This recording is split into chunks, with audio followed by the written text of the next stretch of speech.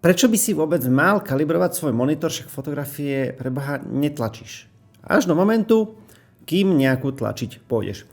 Mne sa prednedávnom stala taká vec, že ma oslovili úplne že ad hoc, že počúvaj ma, uvoľnilo sa na miesto a máš možnosť vystavať niekoľko tvojich fotografií v rámci spoluvýstavy. A ja mám taký priečinok na Google Drive, kde mám proste také nejaké, nazvime to, že moje best fotografie v plnom rozlíšení. Väčšinou to je, keď chceš niekomu niečo ukázať. A vtedy som proste iba do nich načrel, s manželkou sme vybrali, ktoré fotografie tam vôbec pôjdeme dať. A večer som to poslal tlačiarovi priamo z Google Drive, lebo som si bol 100% istý, že to, čo ja som videl na mojom veľkom monitore, teda ešte na tom predchádzajúcom, uvidí aj tlačiar. A práve tu je dôležitosť kalibrácie toho tvojho monitoru, lebo ani sa nenazdáš a zrazu, takisto ako ja, proste zrazu potrebujem vytlačiť niekoľko fotografií v obrovskom rozmere a tam veľmi rýchlo narazíš na to, že tie fotografie ti, proste keď ti nesedia, tak ti jednoducho to, čo ti dojde vytlačené, bude dosť zle. Ak si pozeral nejaké moje staršie videá, tak vieš, že tej kalibrácii som sa posledné mesiace trošku venoval viacej. Je to aj preto, že mám spoluprácu s AZom, kde sme sa dohodli, že vás budeme trošku viacej o tomto vzdelávať, lebo ono nemusíš mať AZO monitor na to, aby si potreboval riešiť kalibráciu. Tú kalibráciu riešime z jediného jednoduchého dôvodu. Aby si mal 100% istotu, že to, čo vidíš ty, je najlepšie možné, ako to môžeš vidieť a najviac približné k farbám, aké by si tam mal vidieť. Možno to znie trošku zložito a našiaľ hovorím, že najbližšie možné, lebo rovnako ako ty, rovnako ako ja pred x rokmi, vlastne ešte pred rokom, som nemal profesionálny monitor od AZA, alebo naozaj, že takýto, že nazvime to, že grafický monitor. To znamená monitor, ktorý je uspôsobený na to, že tie farby tam budú konštantné, budú tam stabilné, budú naozaj vyzerať tak, ako majú. A ja v mojich začiatkoch som riešil absolútne akýkoľvek monitor a postupom času som si kupoval kvalitnejší a kvalitnejší, ale tie všetky monitory som musel takisto kalibrovať. Ja som to celé tie roky riešil pomocou takejto kalibračnej sondy, toto je od Datacoloru. Je to softverová kalibrácia, to ten zavesíš, skalibruje ti to. Pokiaľ nevieš, o čom hovorím, tak v starších videách to nájdeš, že aký je rozdiel medzi softverovou a hardverovou kalibráciou. A v zásade všetky musíš používať nejakú takúto sondu, buď ju zavesíš, alebo je vstávaná priamo u tých drahších monitoroch priamo v sebe. Ale tiež tam vyjde taká maličká sondička, ktorá ti nasníma ten obraz a zbehne taký nejaký proces, ktorý ti odladí tie farby, či sú správne. Hovorím, nechcem ťa zaťažovať, je o tom jedno veľmi dlhé video, ktoré som vlastne točil už dávno. Čo je však dôležité, že ja už aj desiatky rokov dozadu som začal riešiť kalibráciu monitoru. Vtedy som nevedel, že existuje nejaká softverová, hardverová kalibrácia. Proste bol som rád, že som našiel, že existuje nejaká kalibrácia. Za nejakých 150 € v nejakom Black Friday som si kúpil prvú kalibračnú sondu, ktorá mi vydržala, ja neviem, nejakých 7 alebo 8 rokov. Až pokiaľ vlastne prestali podporovať. Až teraz neskôr som vyriešil vlastne monitor, čo má hardverovú kalibráciu, ale to opäť raz, pre teba nie je dôležité. Pre teba je dôležité vlastne iba tá myšlienka, že ty potrebuješ kalibrovať preto, aby si bol najbližšie možný k reálnej farbe. Takisto ako ja som prišiel s tým, že potrebujem teraz ad hoc vytlačiť proste niekoľko fotografií veľkoformátovo, nie za 5 €, lebo naozaj, keď tlačíš nejakú fotku 50x70 a dávaš to na kapadosku, tak sa to nerozprávame o to, že však vytlačím a keď to bude na škaredé alebo bude tam nejaký posun farieb, tak to vo Photoshope nejako popatlám a zase vytlačím a zase vytlačím a zase vytlačím. No, urobíš to 3-krát a zistíš, že kalibračnú sondu by si mal dávno zaplatenú. Ten ozajstný dôvod je to, že ja som mal istotu, že ja som vedel, že farby, ktoré ja vidím na mojom monitore, sú 100% správne. To znamená, to, čo vidím, je najbližšie k možnej realite, čo vidia vlastne tie pixely. Respektíve to, čo som ja tým chcel dosiahnuť. Čiže pomocou tých farieb, ten kontrast, ten jas, všetko, z mojej strany je v poriadku, alebo pokiaľ nemám naozaj grafický monitor, najbližší možný k danej realite.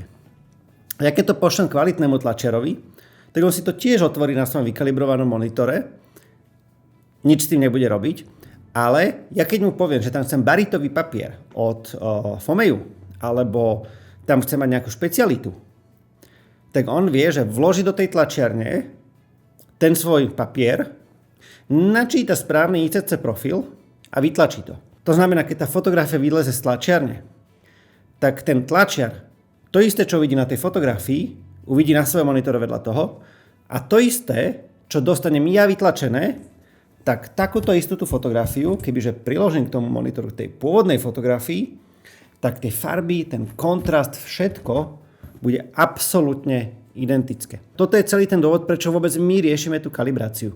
My si chceme byť istí, že naša fotografia bude správne vytlačená so správnymi farbami, so správnym jasom, so správnym kontrastom v prípade, že sa to rozhodneme dať do tlače. Áno, teraz mi môžete oponovať, že ale však moji klienti to v živote neuvidia vytlačené. A tu sa dostávame do toho. Predstav si, že máš nejakú farebnú škálu. Tak to si zadefinujeme. Je to úplne jedno, ako teraz ide o tú logiku. Ty pokiaľ nemáš úplne grafický monitor, tak tam nevidíš 100% sRGBčka, ani 99, ale vidíš nejakú časť. Teraz si zober, že tá nejaká časť, ktorú ty vidíš, má ešte nejaký posun. To znamená, niekam sa to posunulo, lebo sa to mohlo posunúť. Aká je pravdepodobnosť, že tvoj klient, ktorý tie fotografie bude pozerať na mobile, bude ich pozerať na svojom firemnom notebooku, na svojom firemnom počítači, na svojom firemnom monitore, bude mať úplne identický posun tých farieb. Však profesionálni tlačiari si dávajú robiť ICC profily pre konkrétny papier, pre konkrétnu tlačiareň. To znamená, ona má 5 tlačiarní a 15 papierov, tak robí kombináciu pre každý papier s každou tlačiarňou. A jaká je pravdepodobnosť, že ty budeš mať rovnaký farebný posun ako tvoj klient, ktorý to pozerá na mobile? A keď už ten klient to pozerá na tom mobile, tak ty pokiaľ máš ten base layer správny, tak to, že sa to klientovi trošku posunie, znamená, že možno nejaké 2-3 farby sa mu ujdu. Ale ak tvoj monitor to posunie do tejto strany a ty to podľa toho upravíš a klientov to pošle do opačnej strany, tak sa úplne s kľudom môže stať, že to, čo si videl ty ako červené, je v realite fialová a on to bude vidieť ako modrú.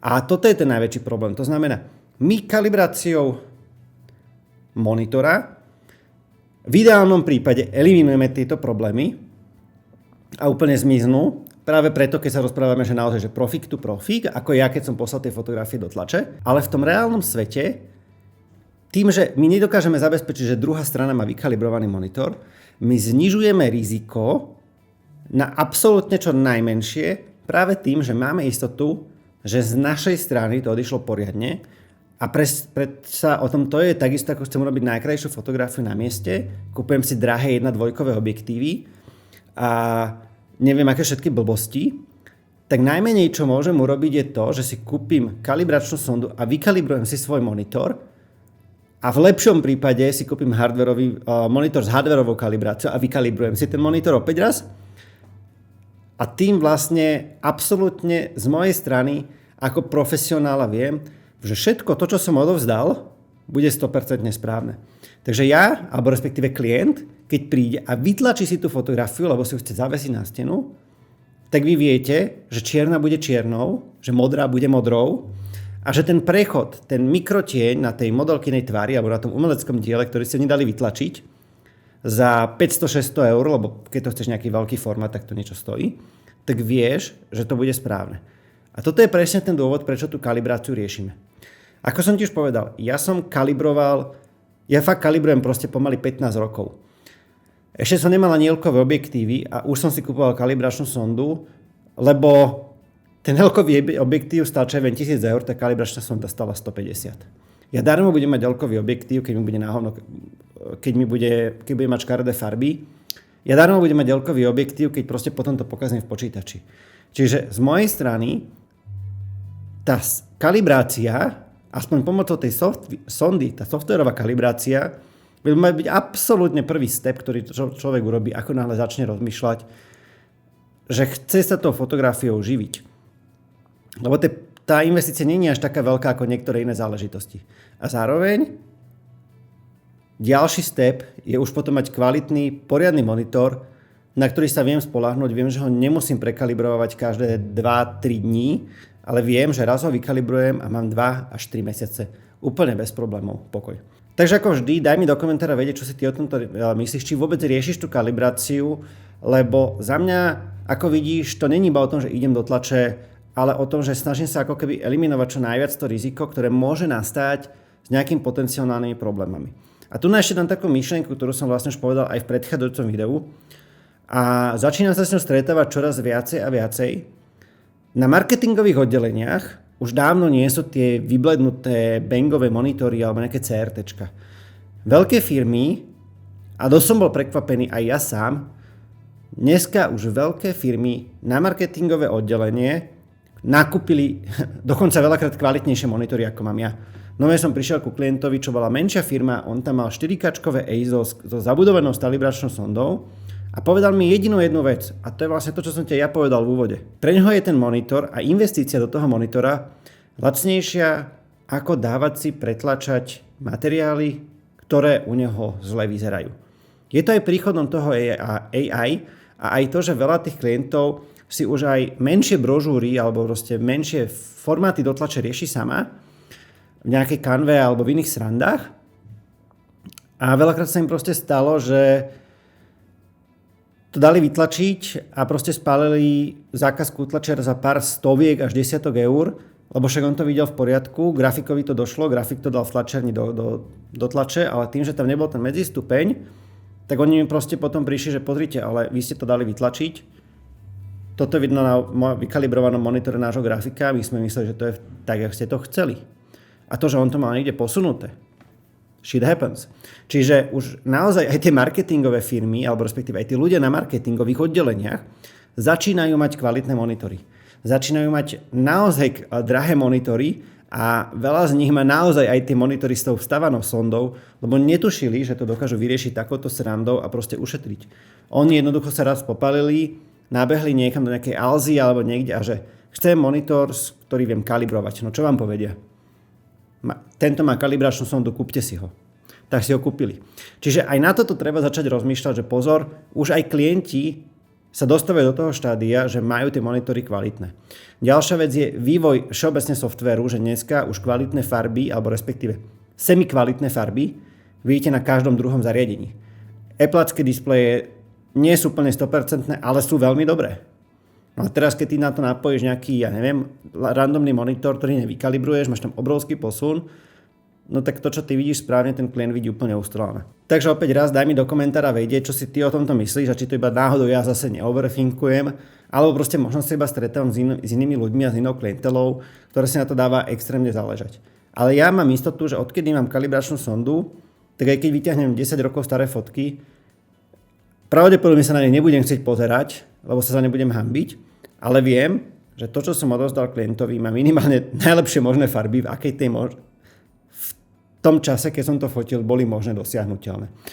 To, že tá úprava, to, že tá kompozícia, to, že to svietenie bude katastrofálne, lebo však proste niekam sa posúvame, tak aspoň viem, že tá farebnosť, alebo respektíve to, čo vidím na monitore, môžem poslať s kľudom do tlačiarne. Takže ešte raz, like poteší, odber ešte viac a daj mi vedieť do komentáru tvoj názor na tú kalibráciu. Ja som zase trošku opustil a slúbil som, že robím krátke video. Zas má minimálne 12-13 minút podľa natáčania. Tak dúfam, že ho niekto dopozeráte do konca a dúfam, že vám tieto moje názory aspoň nejako takže trošku pomohli.